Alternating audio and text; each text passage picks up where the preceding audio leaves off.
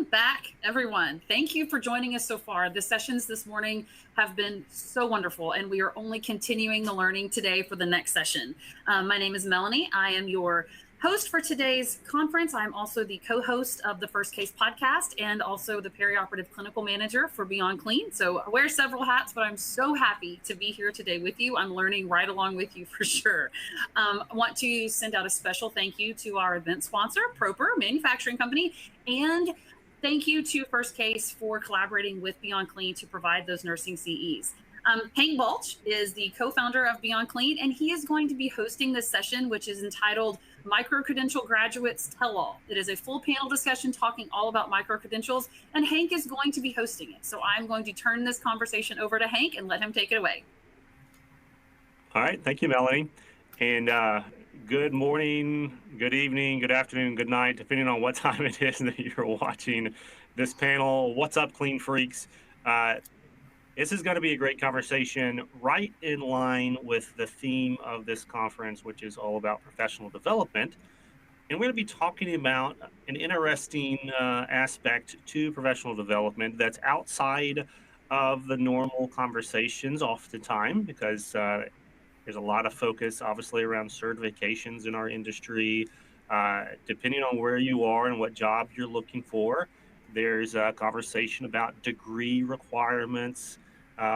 There's always, and as we love to talk about Beyond Clean, there's always conversation about continuing education, and that's definitely going to come up in today's panel discussion. But in particular, we're going to be talking about this new thing in sterile processing, at least, called microcredentials. And in particular, the new microcredential that was launched in 2021 in collaboration with a group called CCI, the Competency and Credentialing Institute, in collaboration with Beyond Clean. And on our panel today, we are talking to a handful of the recent microcredential graduates who now hold this Sterile Processing Cross-Contamination microcredential. So before we get too far into the nitty-gritty of all this, I do want to kind of go around the room here for some introductions. And let's start here with Barry. Can you introduce yourself, Barry? Tell folks a little bit about who you are, what you do in the industry, and where you're from. Sure. Hi, everyone. Thank you, Hank and Melanie, for the opportunity to appear on this panel and to share the experience of the microcredential. It was truly a beast, and it was just an awesome course to take. But I've been a medical device reprocessing technician for the last 15 years, and I've had various roles in the department, from charge person to preceptor. And I've recently acquired my Triple Crown and my Golden Crown, and I'm just really into continuous education and just want to be able to serve our patients in any way that we can. And I find the education definitely helps doing that. And I've recently created a TikTok series concentrating on basic fundamentals of medical device reprocessing or sterile processing, depending upon where you're at. And yeah, I'm in Nova Scotia, Canada. So the name of the TikTok series is Be a Tech, and I close out each segment: do your job, do it well, be a tech. That's awesome. I was hoping you were going to talk about the Be a Tech series, so thanks for bringing that up, Barry. That's great.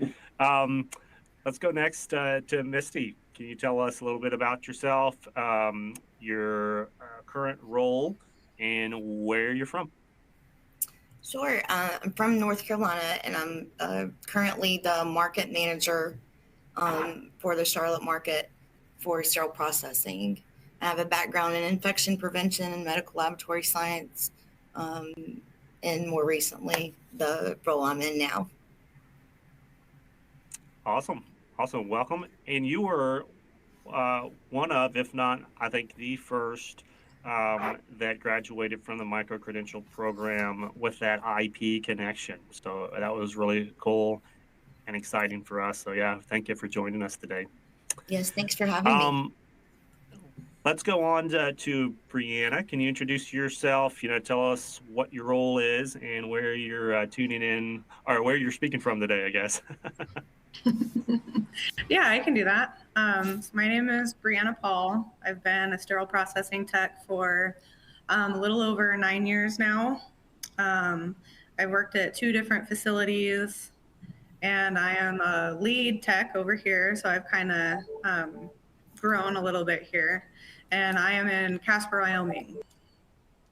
Okay, awesome.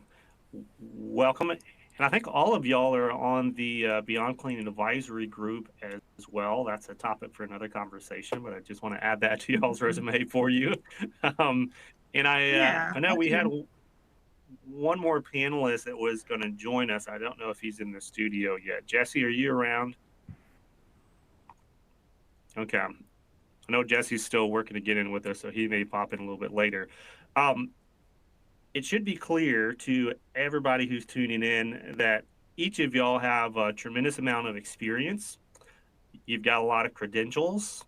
Let's start with just answering the question, why do something else?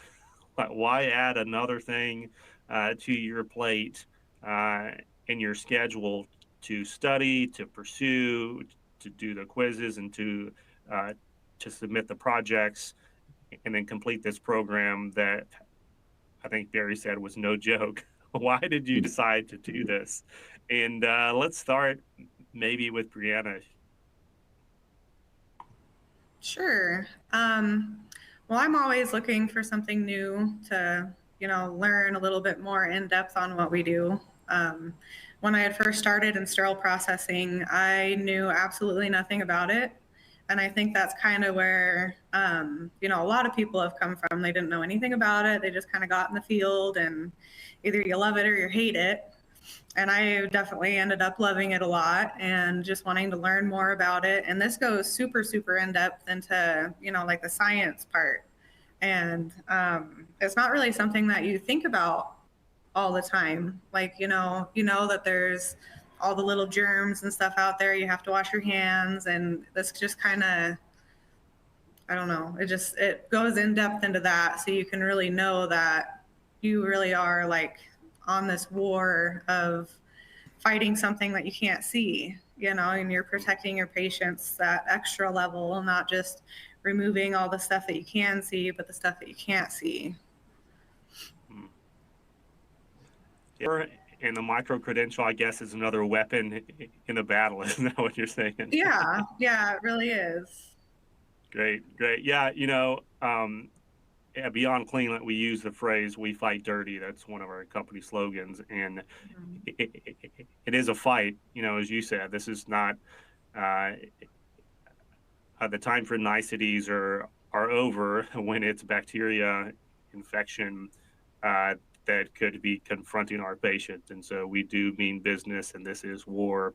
And yeah, to your point, getting in and to take that metaphor, I guess, one step further, like sharpening the weapons in your arsenal, like, putting some more ammunition in there to fight even better is always a great reason. So yeah, that's great insight, Brianna.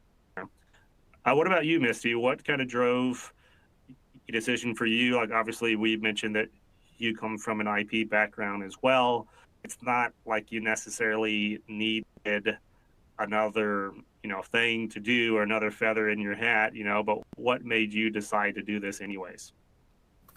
Yeah, I think that any kind of like the microcredential that brings any kind of heightened awareness around SPD and education is important. So I think that this microcredential really took a deep dive into the complexity of the decontam area and the processes there, and then how vital that is to patient safety and how vital SPD's role is. And being a new leader myself, I think it kind of opened my eyes too to things that maybe I didn't know coming from an IP background into sterile processing. So I really think it's very info packed and very educational. at that point, honestly, about the background, right? Like, so coming from IP into SPD is a critical part of what distinguishes uh, a micro-credential like this, from some of the other training and education opportunities in our industry. And Barry, I'm going to come to you next on that, on the triple certification and the golden crown certification that you mentioned. But part of that is in a lot of our industry certifications, it's a requirement to be in the role and to be in the department and to have time served in the department in that hands-on fashion, which is very important. I think we all agree with that. But there hasn't been an opportunity for these other clinical roles in that perioperative workflow, regardless of whether or not they work in sterile processing, to understand the challenges and the vital nature of that role, like you said, Misty. And so presenting that, through a type of micro-credential training where anybody, a surgeon, an IP, a surgical tech, a supply tech, an EBS, like anybody in that space who has a critical impact to the safe provision of surgery can take this program, can study this, and then have a greater understanding and greater value of the role that sterile processing and medical device reprocessing techs play. So yeah, that's great feedback. So Barry, on that certification piece, this is an important distinction too that I want to highlight on this panel is this is not a certification. It is a micro-credential. And so when you graduate from this program, unlike a certification, you don't get additional letters behind your name, which if you've got 3 or 4 of these certifications out there, there's no more space on your badge for additional letters anyways, probably. But, why a guy like you who's, maxed out on the available certifications directly in sterile processing through some of these organizations, why did you decide to do something else, like another training program like this? I think, Hank, you and I have touched on it once or twice on the reprocessing rebranded class, that it's important not to rest on your accomplishments, as fulfilling as they may have been. There's new mountains to climb now, like this cross-contamination micro-credential. Like I said, it might be one of the best courses I've ever taken. It might be the best course that I've ever taken. I don't want to slight anything from HSPA or anything else that I've taken, or my CMDRT from CSA in Canada. But it was, yeah, you know what I mean? And I'm just always that continuous education aspect of things. I don't want to rest on my laurels. I want to continue to learn. Like you said, I might be maxed out, like on my availability, my space availability on my badge for numbers, for letters. But yeah, I'm just gonna keep going. I know I had a chance to talk with Lisa McCowan, the instructor for the micro-credential, which she did an absolutely incredible job. And I think she was saying that her and her team are working on like 12 more of these. So I'm just like, I can't wait to see them come out and climb that next mountain, because I just always want to be challenged. I always, I want to grow and develop, and this is immensely helps you do that. Yeah.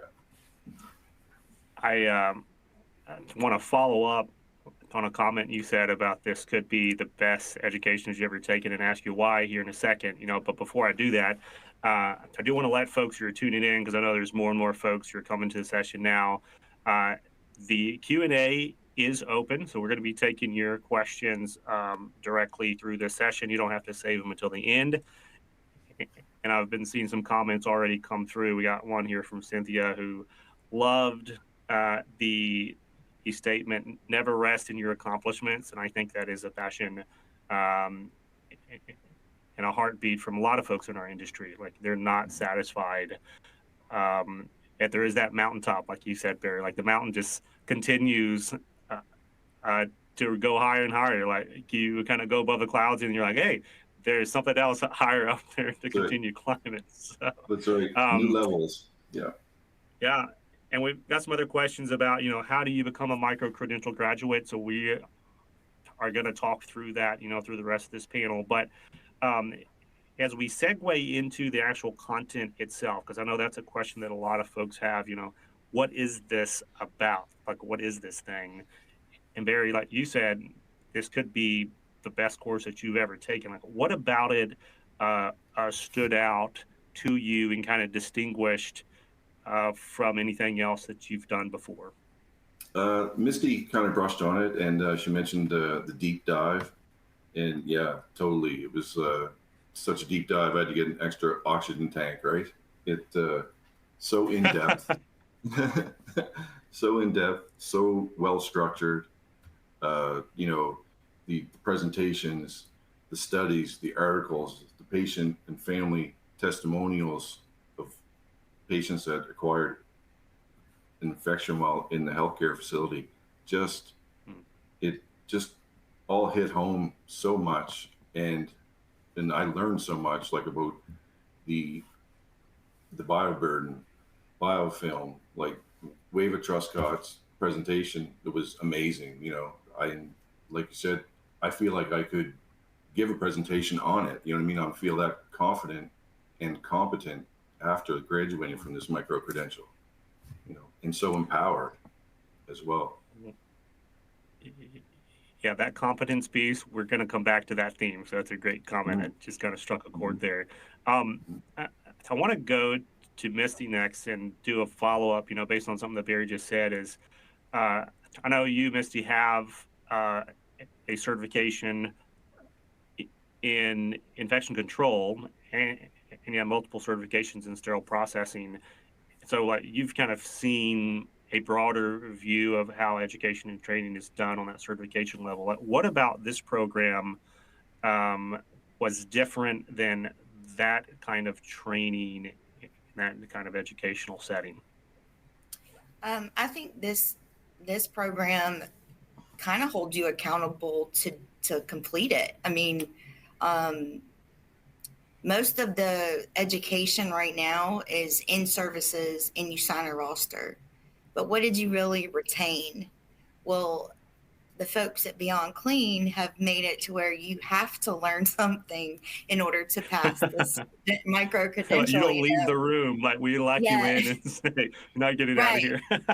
Right. Which I love that because I think it's very challenging and I love the challenge. So I think it's very different. And I don't like the listen and roster kind of education. I like something that's going to challenge me and say, hey, I walked away learning something from that, instead of I have no idea what they just told me 30 minutes ago. I was eating the pizza they brought, so I really enjoyed this. And I think it really does.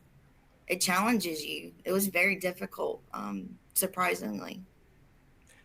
Yeah, that has been a theme that has come up from a lot of graduates is, oh man, I did not realize how difficult this was actually going to be. And you can take that, different ways, but we actually view that as a great commentary to, hey, mission accomplished. Not that we try to make it tricky, because I don't think that's what that comment means. Like, it's not that we're trying to trip you up or trying to make it more difficult, and it has to be, but we are trying, to your point, get that true competence, like Barry mentioned before. Like, we want you to leave with information that is applied, and then that applied information then that you can continue to build in your everyday responsibilities as a sterile processing tech or across that continuum of care, to continue to apply that competence and impact patient care. So yeah, that's great feedback. Let's go back to Brianna here. If you were describing this program to a coworker who, let's just say, maybe they're certified, maybe they're not, and this is an important point here too, this is not dependent on any prerequisites. You don't have to be certified already to then take this micro-credential program. You can do this actually before you do any other certifications. But if you were trying to communicate like what this is, like what does it cover, how would you describe the curriculum? That's a good question. It brings in a lot of personal events. Bill Schmelzer, I believe is his last name.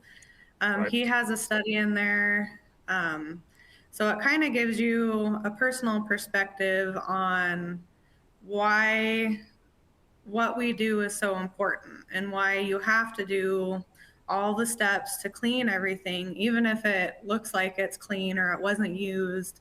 There's still stuff on there that can still be missed, that can still get through to that patient and still cause harm later on down the road. I think that would probably be one of the best ways to describe it. It gives you definitely a more in-depth, more of that scientific, of course, goes back to science, but more of kind of explaining the whys and saying, you can't see it, but you still have to take care of it. Maybe that would be kind of like I guess that. another way and to maybe, say that, yeah, it would be like, I saw someone in the comments here, Lindsay Aaron Sebia, I think, says that she loved the case study module. Mm-hmm. And I think that's what you're referencing. Yeah. Like it's the kind of education through storytelling. Mm-hmm. Yeah, and that kind of stuff really hits home, because that could be your mom, your dad, your neighbor, your daughter, your husband, your wife. It could be anybody going through stuff like that. And he was so emotional in that presentation. And, I've heard other people's experiences where that cross-contamination had gotten missed and it got through to the patient. And I believe Sharon Rojo had a pretty good one with his daughter.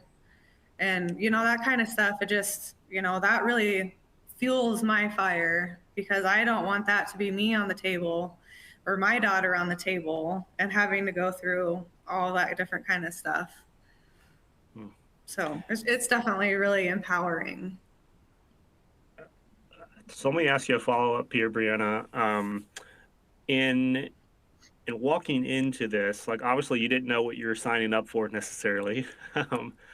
So was there anything in particular that surprised you, like apart from the personalized nature of the content? Was there anything else like about the program or about the setup that you're like, oh, I did not expect that? I did not expect pretty much everything to be like writing a paper. I didn't really know what to expect with that so much, but it was definitely, I think every single one was a paper to write.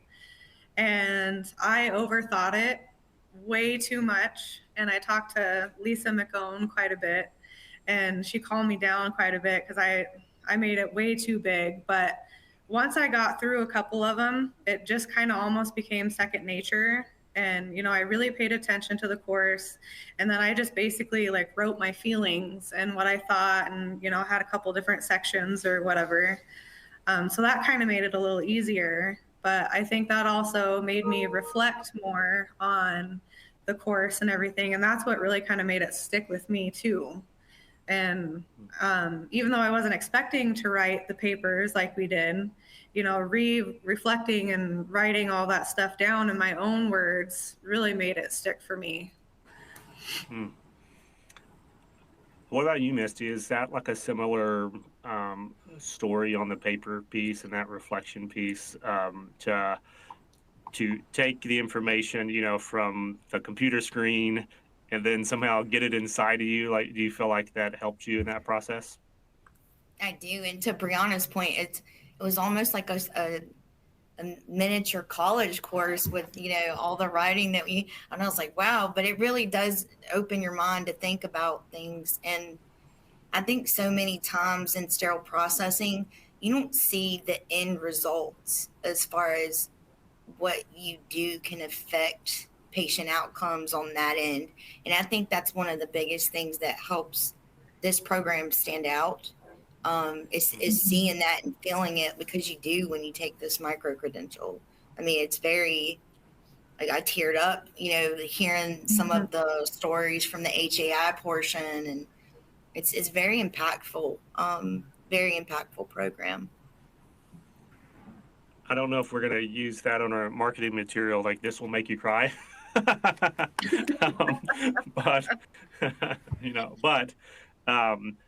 that personal, like, to be very serious, for a second, that personal connection that the two of y'all have brought up, that's real life.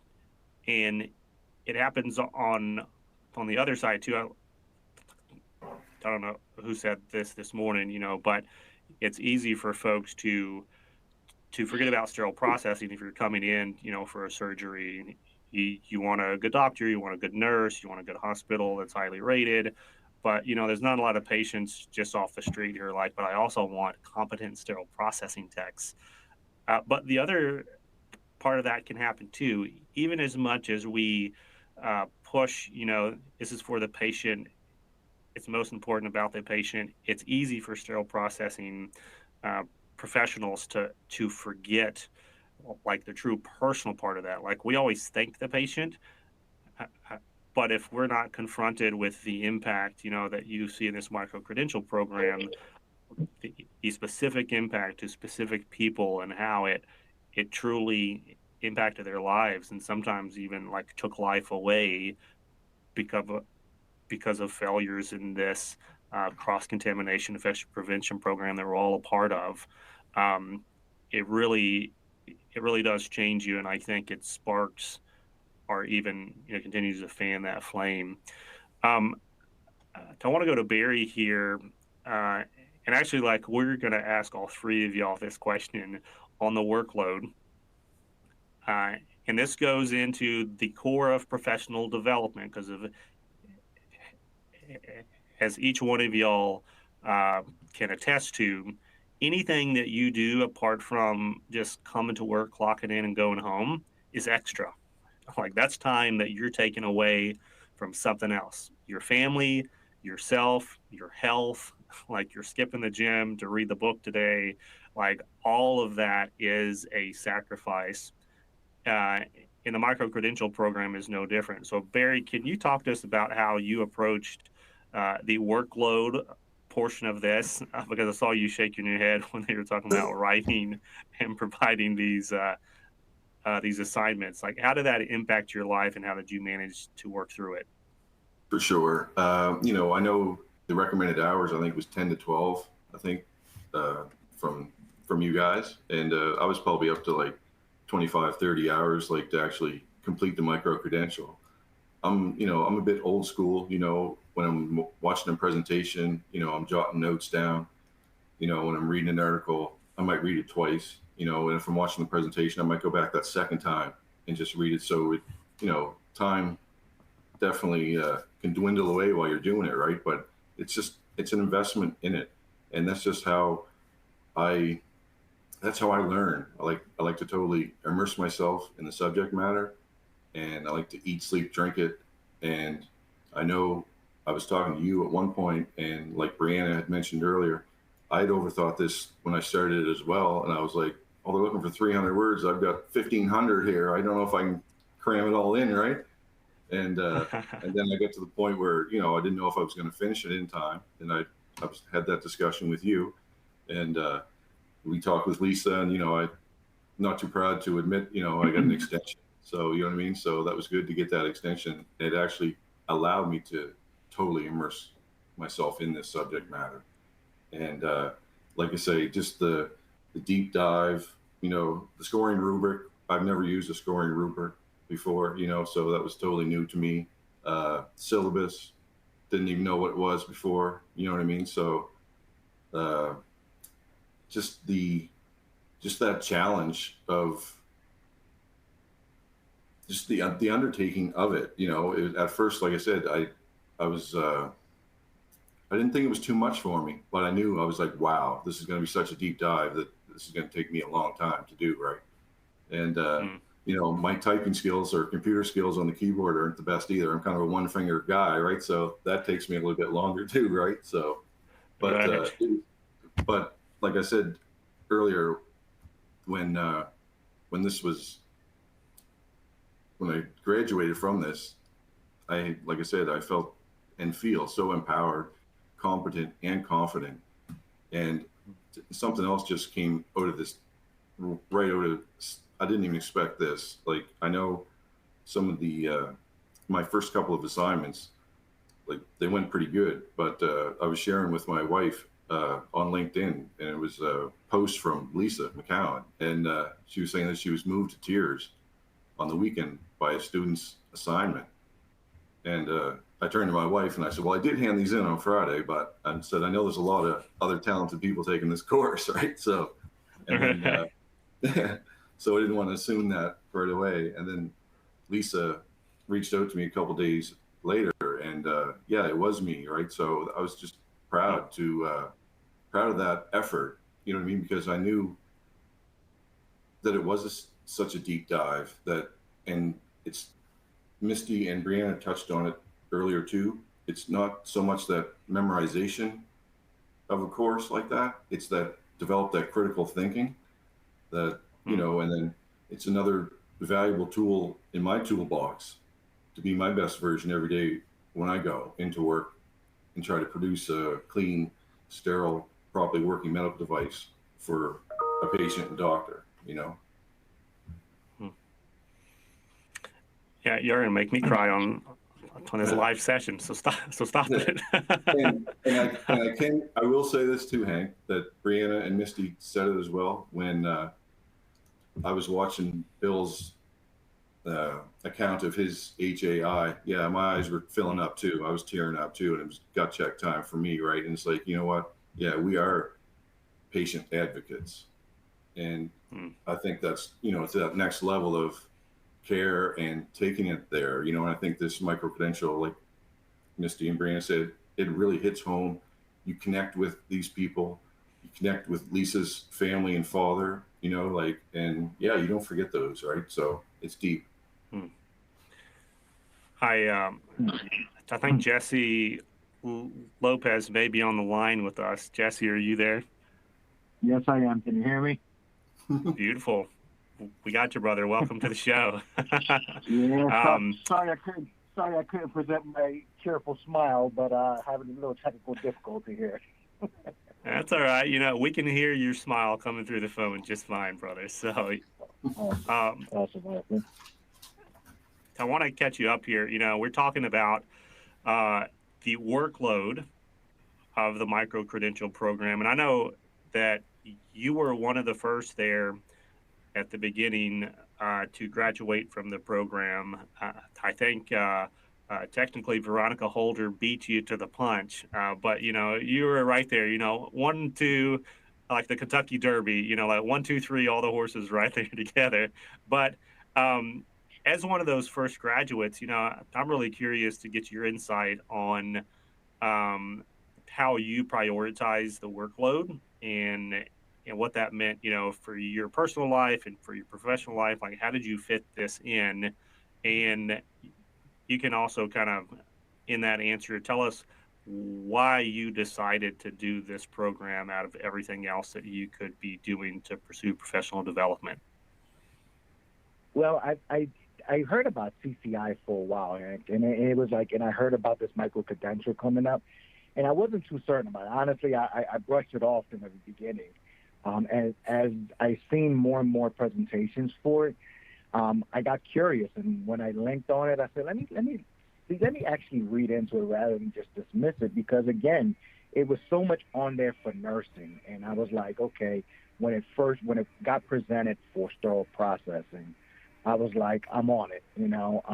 If anybody knows me, it's like I try to get every certification that's available under the sun. Yeah, you're the certification collector, right? That should be your name, not stir the pot, the certification collector. And I do it because it's like knowledge is power in this industry, and that's what this credential did. It when I dove into it, I was like, whoa, this is a college course actually. I was like, this is actually should be, a real certification. The program was deep, and I present myself, and the way I carry myself in the industry is I'm a critical thinker. I want to know the why. I don't want to just do. I want to know why I do what I do. And this program presented that for me. It allowed me to be a analysis, to look at things a little bit deeper and figure out why is it there without even knowing the whole situation. It was just like I can remember one of the courses was like, okay, look at the picture and tell me what you think happened. And I ate that up. That was like, wow, that was right there in my field. It's like, okay, I can bring up 100 scenarios on here, but I have to condense it to, only a couple of words, and it was just like every day I was going into it. And again, I wanted to be that first one. Veronica beat me, but I wanted to be that first one. It came out. I was, oh no, I'm dedicating my time, and that's just my nature. It's like when I dive into things, it's like I get so passionate about it and almost get addicted to it. And I was like, oh man, this is like really, really intense. And going back and forth, and when Lisa was emailing me, when she was grading it, and I was going through it and all the different options, it was just basically dedicating your time. With everything, you don't get the results unless you put in the time. And I just made that every day. I work an hour and a half. I live an hour and a half from work, so I have a 3-hour commute every day. So my hours, can be a 12-hour shift to a 16-hour shift. But I would go home and log in on that computer and at least dedicate an hour to 2 hours. And in my mind, I was like, I'm going to give it 2 hours of time. That's dinner time. It's at home. It's just like you would do an online course. It's like, it was reading the materials, studying it and just thinking. It was just stop. I didn't have to do it right there and then, but I would say, okay, now it's time to think about what I just read and how am I going to apply it. And that's just what I did every day. And I was like, all right, let me get. As soon as the grading came in and the next session opened up, I was like, all right, I'm on it. So, it's just that balance that I tried to get. And that's with everything that I do with, all my little CEUs and watching Beyond Clean podcasts. It's just, you just got to dedicate that time. It's just, you got to want it. This isn't something, and people who asked me about this before, this isn't something that you just dive into and say, I'm just going to casually do it. And, it's just it's not just like a CEU. This is something to invest in, to develop yourself. It was worth it, much worth it. Yeah, so Jesse, you brought up a lot of themes that I want to pull Misty in on. And it's that work piece, that's come up a lot on how hard it was. And obviously, like we're talking about the workload part of this. But, you also said, hey, this is priority and it's deeper than just a traditional continuing education, right? So I want to flesh that out a little bit, maybe with Misty and then Brianna, if you got a comment on this too.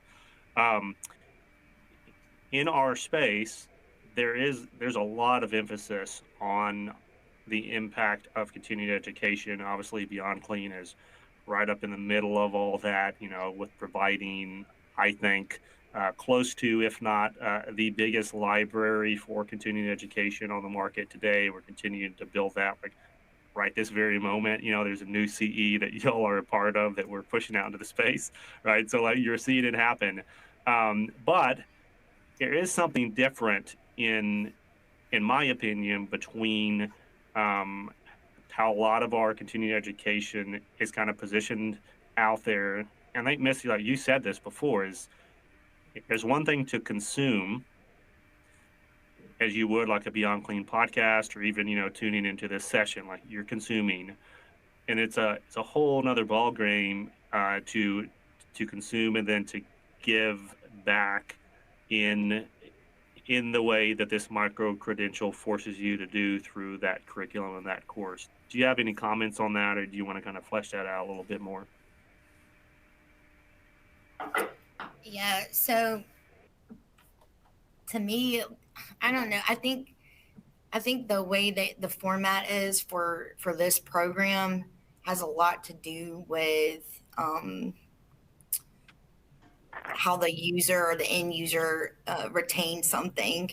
So you have a lot of impactful information in here, and that's meaningful. I mean, all of us have said that throughout this presentation. We've all been touched by a class that we decided to sign up for and take to better our knowledge, and it ended up impacting us in a different way. That's, you got to grab the attention of the learner and keep them, you know, engaged throughout this whole time. And that's very hard to do, especially when they're, you know, you're working in staffing and you're just trying to do your job and go home. And but this was really great, and I like that it had the deadline, because I too run off deadlines. If you tell me you need this by then, I'm all about it, and that's what I did with this, and just kind of worked through it and wanted to get it done as quick as I possibly could.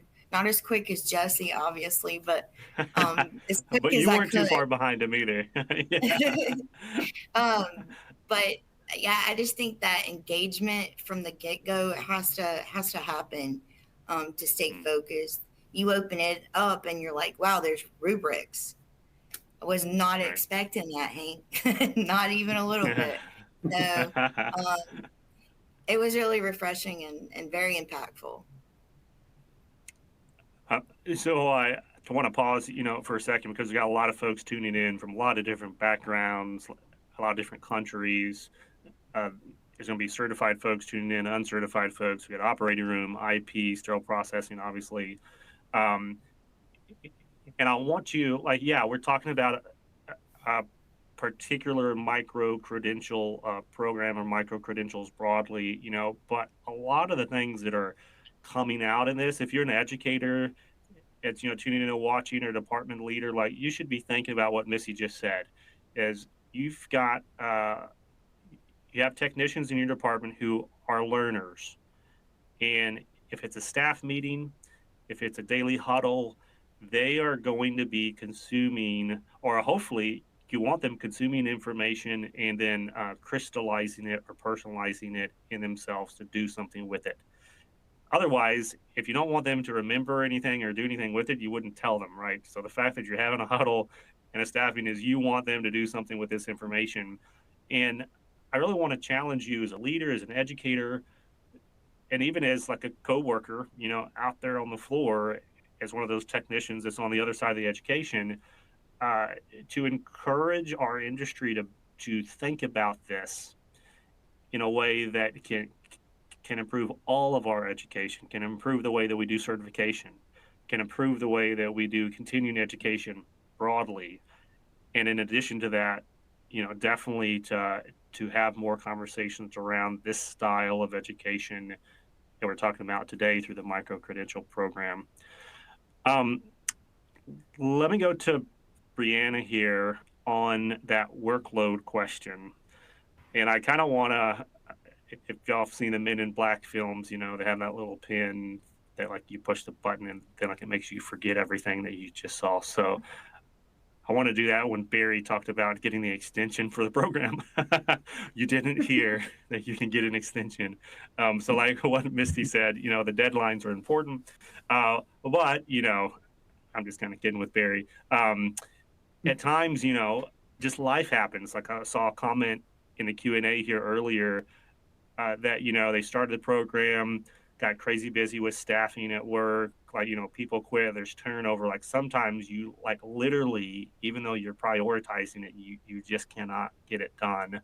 But there's a lot of other times, like me, there's people who just need some organizational push, and, like, need some ideas, you know, for, like, where do I put in my schedule. Like, the comments from Jesse, I think, were very helpful. Like, he was doing it after dinner, and he was just doing it 2 hours at a time and waiting for the next module to come through. And that's how he got through it. So that was great. So Brianna, like, what was your experience in taking the course and kind of balancing that workload portion of it? Well, I had a really good plan in the beginning that, you know, I would start with one course, I'll open it, I'll read it, and we'll maybe just try to do the first one, kind of get a hang of it, and then I won't open up all of them yet because, then I get kind of a little overwhelmed. So that's what I was going to try to do first. And all I ended up doing, I brought my stuff to work. On my breaks and everything, I'd go through and I'd read articles and watch the videos or whatever and kind of familiarize myself. And if I need to do some highlighting, write some notes, whatever, I was doing that on my lunch breaks and stuff at work. And then pretty much after work, I'd go home and I'd bring up my laptop, and I have a little 2.5-year-old running around. So that was a little difficult too, she's getting in my face, trying to get on the computer when I'm on there. And, so that was a little difficult too. But after I opened up the first course and realized I had to type this very big, long paper, and I thought it had to be in this APA format and all this different kind of, I kind of freaked out. And then I avoided it for a little bit. And then I finally decided to just open up another one. And I was like, okay, we'll just skip that one. Maybe this next one I won't have to write another paper. Well, I had to write another paper. But I kind of went. You're not getting away from that, huh? Yeah, I tried. I tried really hard. It kind of didn't work. But yeah, so I eventually ended up just opening all of them. I kind of started with one that I felt like maybe I didn't have to do so much research at first, so much reading and note taking and all that different kind of stuff. And I kind of just jumped around. I didn't go in order. And I think that kind of helped me out a little bit too. I don't remember exactly which course it was, but one of the last ones that I did, I was able to kind of tie in all of the courses when I wrote my paper. And I think that was kind of the point of that one as well. And I didn't really know that until after I had typed it and Lisa had graded it for me. But that was really kind of cool too, how it all tied in. And I was really close on asking for an extension maybe too. The last week, I think I had 3 or 4 papers to write, but they weren't the really big ones. I think the very first one that I had opened, there was 2 parts to it. You had to write about the instrument part and then how you would handle it or something like that. So there was 2 papers technically for the one. And I had half of that one done. I did some other ones. I went back to that one. So it was kind of nice that you could just jump around. You didn't have to go in order. And then knowing, I guess, everything, it actually helped rather than making me feel overwhelmed. Knowing that there was all the different papers, I guess. And then don't procrastinate. Unless, I guess if you work under pressure really well, I do that all the time. But yeah, and then it was really, really helpful to be able to email Lisa and kind of get her input. She was super nice about everything. And it didn't really, everybody keeps saying it was kind of like a college course class. And that is really what it felt like. And it felt like you had to be super specific and use big words and that kind of stuff. And you really didn't have to do that so much. You just speak from inside, but, of course, put it in a good format that you're able for someone else to understand it. And it ended up not being that bad. Awesome. Yeah. That comment about procrastination is important. I think that's a natural temptation for a lot of us. But, because of how the course is structured, and I think it was Barry who said about the critical thinking part of it, it's not something that you can short circuit. It's not just like you could just go faster on a big multiple choice quiz. You do need time to consume it, then have it kind of percolate, and then give that feedback. I think another thing. Oh yeah, go ahead. Sorry. Another thing that was kind of helpful as well, when I was watching the videos and stuff, because I think there was 2 that had video, about an hour-long presentation to watch. I included my family in with it. My husband kind of helped me a little bit. I had him listen to the story, and I kind of talked to him about it too. He knows a whole lot of what I do about it, but it was kind of cool to be able to talk to him about it too. And that kind of helped me, I think, retain a lot of the information and stuff too. That's great. Okay, that's one more person out there not in sterile processing who understands what we do. So that's mission Right? accomplished. Yeah. Yeah, exactly. In the comment section, I guess in the Q&A section there at the bottom of your screen, you can continue to throw us questions. We got about 10 minutes left on this panel. But there's been a couple of comments and questions here. One of them from our recent graduate, actually just this week, we had a new one come in.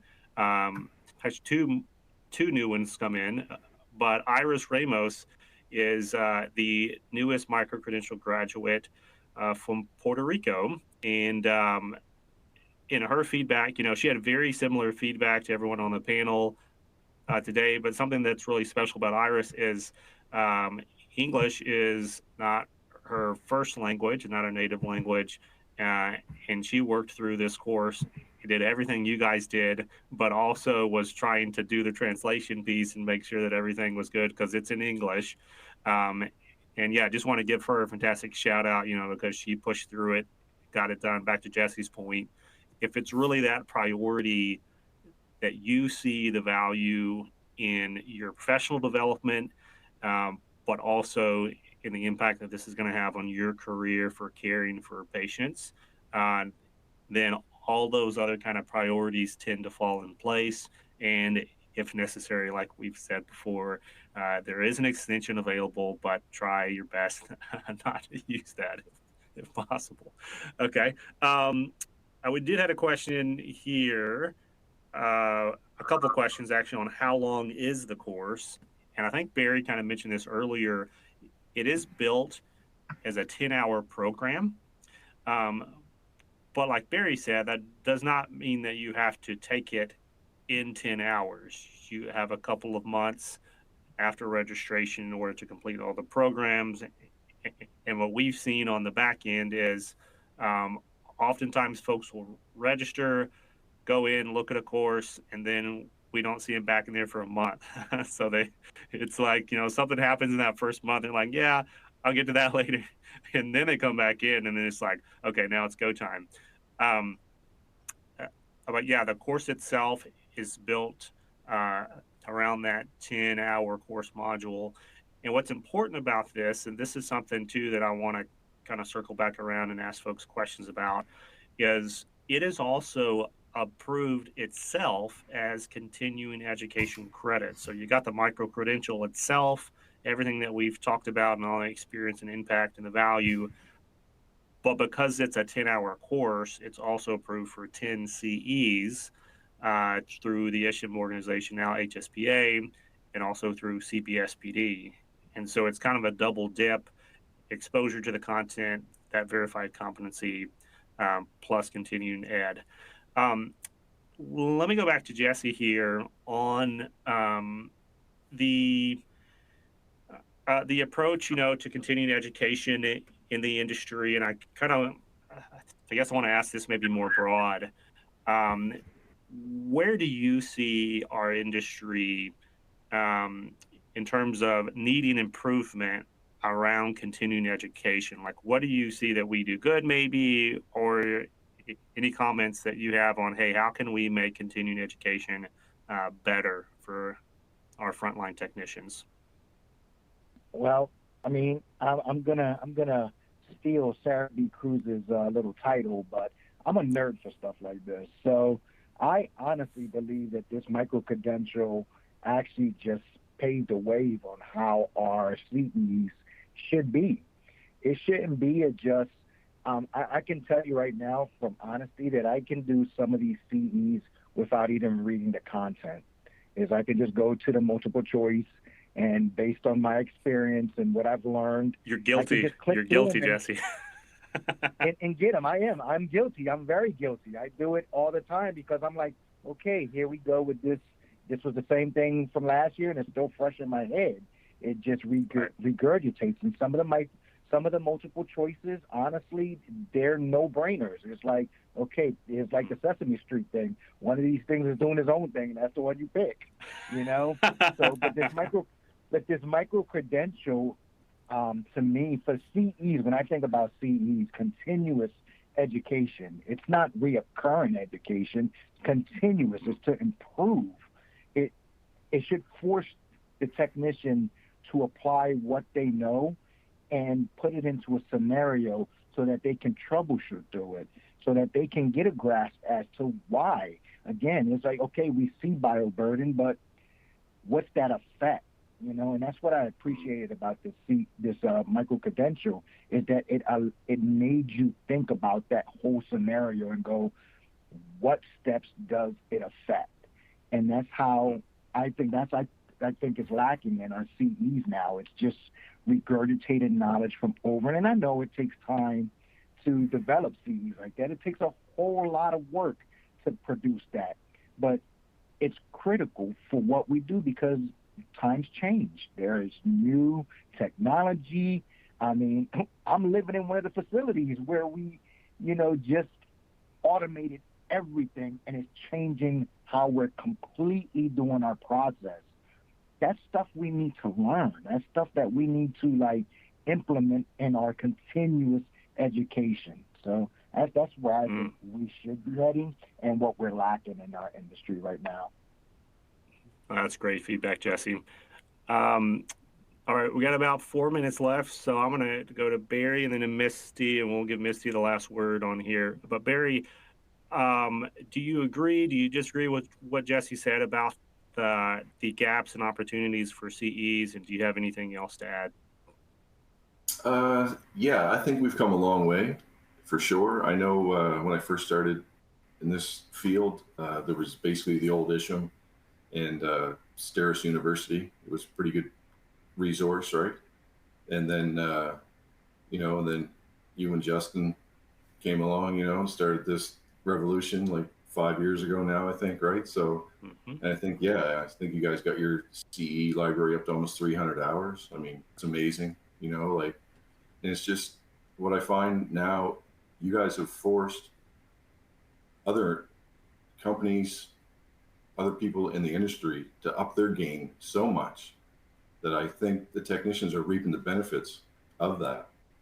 When you guys started this revolution, I think, and got the ball started, I think now that ball is just gathering so much steam and carving such a wide path as it goes that it's got so much momentum behind it. And I think you've earned that through hard work and not just the quantity of the content, but the quality of the content.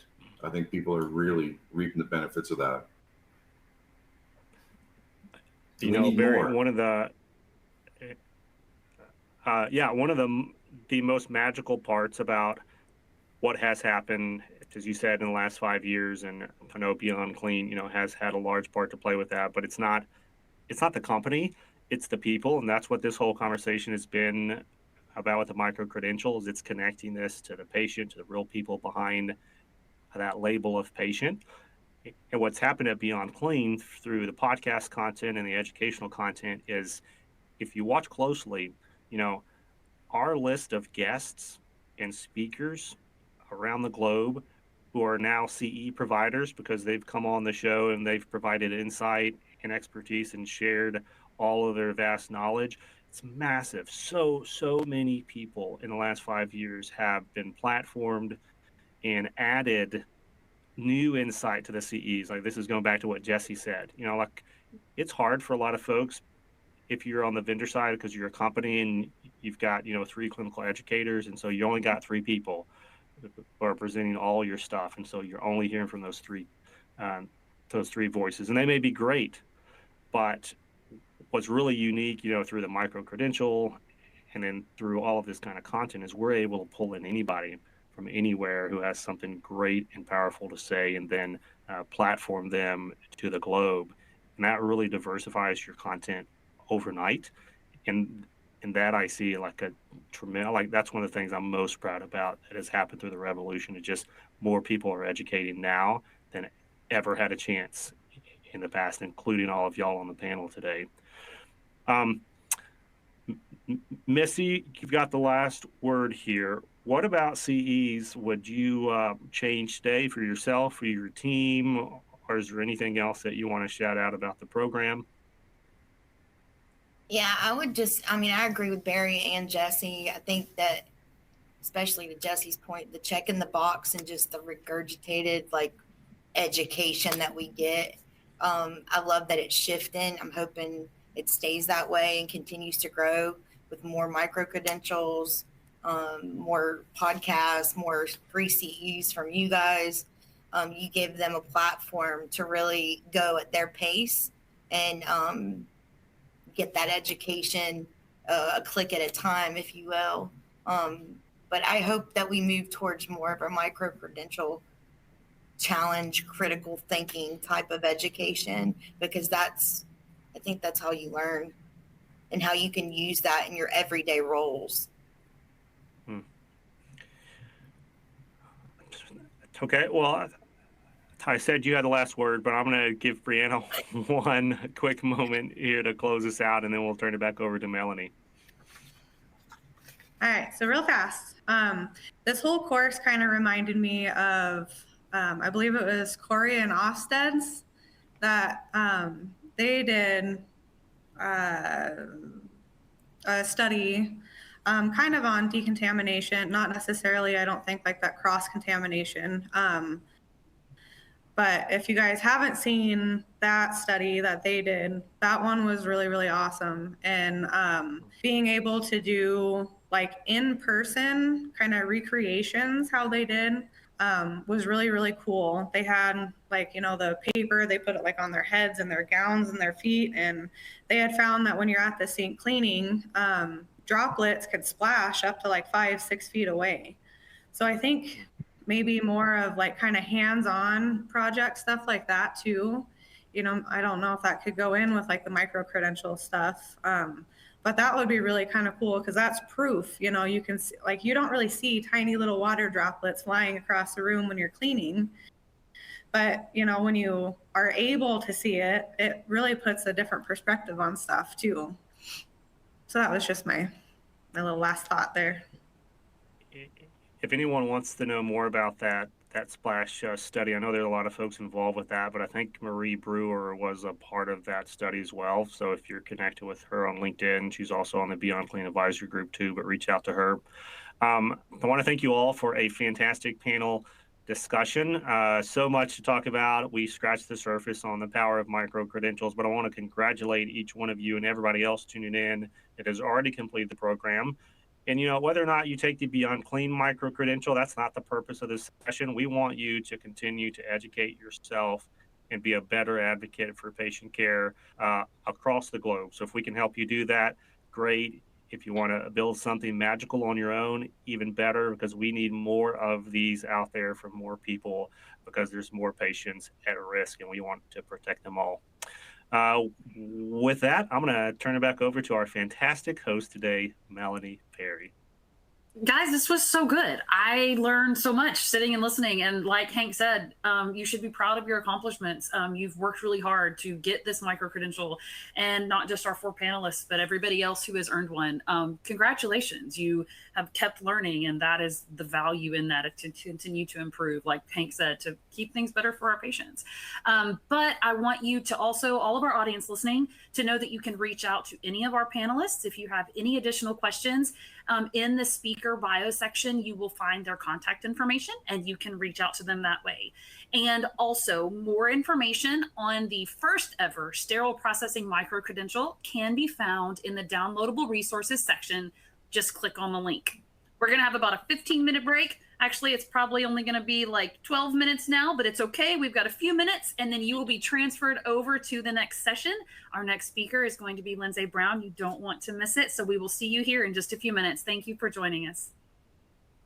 Thank you. Bye-bye.